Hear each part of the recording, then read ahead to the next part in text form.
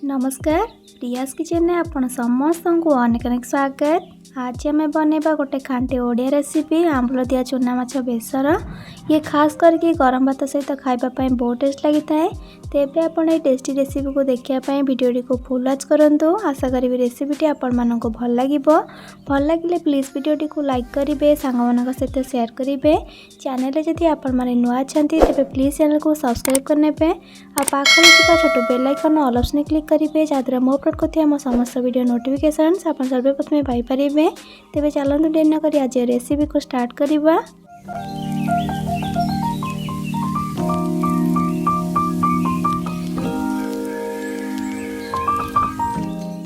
यही रेसिपी को बनवाई प्रथम देखो मुझे 500 ग्राम चुना माछ को नहीं आपको भल भाव बाछिकी धोईकी नहीं आसपे से पकेबा स्वाद अनुसार लुण आ सहित अधा छोट चामच हल्दी गुंड एवं सबको भल भाव मिक्स करने।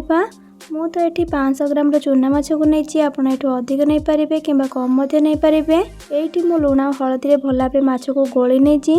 एवं चलतु नेक्स्ट प्रोसेस को जीवा। एपटे देखो मु गैस ऑन करके गोटे कड़ाई को बसैकी भल भाव गरम करनेला से अधिक टे तेल को देकी गरम करवा। मु तो ये रिफाइन तेल नहीं आप सोरिष तेल नहीं पारे। तेल पूरापूरी भल भाव गरम होगला से अल्प अल्प करके चुना माछ को तेल में खेलिकी चारिपट साइड्रे कड़ाई देदेबा। खेलिकी देले परस्पर सहित लगनी। एबे गैस फ्लेम को मीडियम टू हाई रे रखिकी गोटे पट साइड होगा छाड़ा से भितर मसलाटे रेडी करवा। चलतु ये देखो गोटे मिक्सिंग जार नहीं कि से गोटे मीडियम साइज पियाज को काटिकी देदेबा आ सहित 8 ରୁ 10 कला हब रसुण को देदेबा।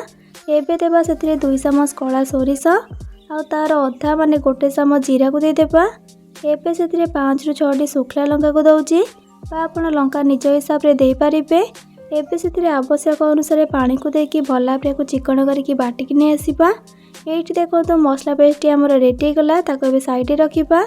आउपटे देखो माछ आमर गोटे पट साइड भाजी गलानी ताको एबे केयरफुली हल्का हल्का करके आरपट साइड कोल्टे नेबा। माछ गोटे पट side medium to high flame रे भल भाव भाजी गला पर जाइकी आरपट साइड को ओल्टेबे। नल तो चुना माछ अच्छी ना से भल भाव भाजी नहीं गले आरपट साइड को ओल्टेले से भांगीज सांगे सांग। आरपट साइड को ओल्टेकी सेमती मीडियम टू हाई फ्लेम रे अपोजिट साइड को मध्य भल भाव भाजबो छाड़ा। ये आमर माछ भाजी गलानी ताको गोटे प्लेट को बाहर कर देकी से सेम प्रोसेस रे बाकी सब माछ को भाजिकी रेडी करने। अधिक टिके तेल देकी भाजिले माछ भांगीबनी आ गैस फ्लेम को लो करें मीडियम टू हाई रे रखिकी भाजबे। ये देखो सब माछ को आम भाजिकी रेडी करने ताको साइड रखिकी से कड़े आ गोटे चामच सब तेल को देकी गरम कर। तेल गरम होगला बाटिकी रखि मसला पेस्ट को देदेबा। मसला पेस्ट को दे सारिकी लो टू मीडियम फ्लेम रे मसलार टिके कंचा बास्ना जीवा जाए गोटे मिनट खंडे गोले गोले की कषि नेबा। गोटे मिनट खंडे मसला को कसला परे मसलार कंचा बास्ना चलीगला गैस फ्लेम को लो रे रखिकी से पकेबा अधा छोट चामच हल्दी गुंड देखिकी पकेबे। माछरे भी आम हल्दी गुंड पकईथिले भल कलर पाई गोटे छोट चामच काश्मीरी लंका गुंड पकेबा। एथिरे राग कम होगा सहित बहुत सुंदर कलर दे थाए। आ गोटे छोट चामच मसला गुंड पकेबा। एटा ऑप्शनल अच्छी देले चलिबो नदेले भी चलिबो। एबे से स्वाद अनुसार लुण को पकेबा आउ हाफ कप भाया हम पानी को देकी मसला को भल भाव गोलेकी लो टू मीडियम फ्लेम रे पाखापाखि 2 मिनट खंडे कषिबा। लुण भी देखिकी एथिरे ऐड करेंगे कारण आम माछरे भी लुण को पकईथिले। आ मसला को आप कंटिन्यूअसली गोले गोले की कषुवे ना मसला तले लगिकी पोड़ीजिव। पाखापाखि 2 मिनट खंडे मसला को कसला परे गुंडा मसलार भी कंचा बास्नाटा चलीगलानी आ मसला पाखापाखि कषि आसलानी। एबे से देदेबा टमाटो कटा। ये मु गोटे मीडियम साइज टमाटो को काटिकी देइछि आ ता सहित 5टी कंचा लंका को दौची। कंचा लंका को ये मझिरू चिरीनी सेमती ही देइछि जहाँद्वारा से आ राग लगे। आ कंचा लंका को एमती गोटा पकेले तरकारी टेस्ट भी भल आसीबो किंतु कंचा लंका ये टोटाल ऑप्शनल अच्छी आप दे पारे ना तो स्किप करें। जेहेतु सोरिष मसला अच्छी मसला कषिबा द्वारा काले पिता से अल्प किसी पानी को देकी कसले से पिता हेनी। पानी को देकी भल भाव गोली सारा गैस फ्लेम को लो रे रखिकी कवर करवा पाखापाखि 3 मिनट पाखापाखि 3 मिनट पर ये कवर कर नौची। ये आप देखिपुं मसलाटा आम बढ़िया भाव पूरा कषि गला। एमती सोरिष मसला अच्छी ना अधिक टाइम या कषिबा द्वारा से पिता से अधिक न कषिकी से ग्रेवी पानी ऐड करवा। ये मु गोटे ग्लास पानी दौची कहीं मुझे जुकजुका टाइप तरकारी को रखी आपण किंतु निज हिसाब से पानी एथिरे ऐड करि परिबे। जदि आपण टिके ग्रेवी वाला रखिबा को चाहथिबे तेबे अधिक टिके पानी एथिरे ऐड करिवे। चूना माछ जेहेतु टिके जुगजुगा टाइप रे रखिले खाइबा पई बेसी बढ़िया लागि थाए। पानी को देकी भल भाबरे गोळै सला परे मते टिके पानी कम लागिला सेति पई सेतिरे आधा ग्लास पानी को देली। माने टोटल एठी मु 1.5 ग्लास पानी यूज करिछि।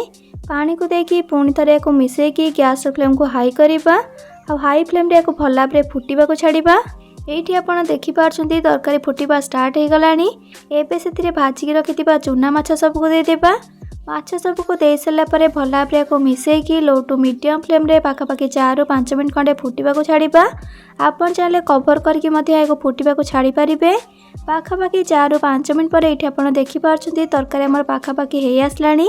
जेते बेले तरकारी 90% हे आसीबो तापर जाकी सेतिरे आंबुल को देबे। स्टार्टिंग रो आंबुल को देइतिले तरकारी पूरा खट्टा कर देबो आ खाई हेबनी। एठी देखंतु मु खंडे आंबुल को देइची। आपण आंबुल बदले तेंतुली रस बा गोटे चामच आमचूर पाउडर मध्य देइ पारंती। आंबुल को देइ सारी भल भाबरे को मिसै नेबा आ आंबुल को तरकारी टिके फुटिया पई गोळी देकी लो टू मीडियम फ्लेम रे कवर करिकी आ 2 ରୁ 3 मिनिट खंडे फुटिबा को छाड़िबा। अधिक टाइम एको जमा भी फुटेबेनी तरकारी अधिक खट्टा हे जिवो। टिके खट्टा खट्टा लागुथिबो ताले जाकी चूना माछ तरकारी खाइबा पई का भल लागिवो। पाखापाखि 2 ରୁ 3 मिनिट पर एठी मु कवर कर नेची। आपण एठी देखि पारछंती तरकारीटी हमर हेई आसलानी।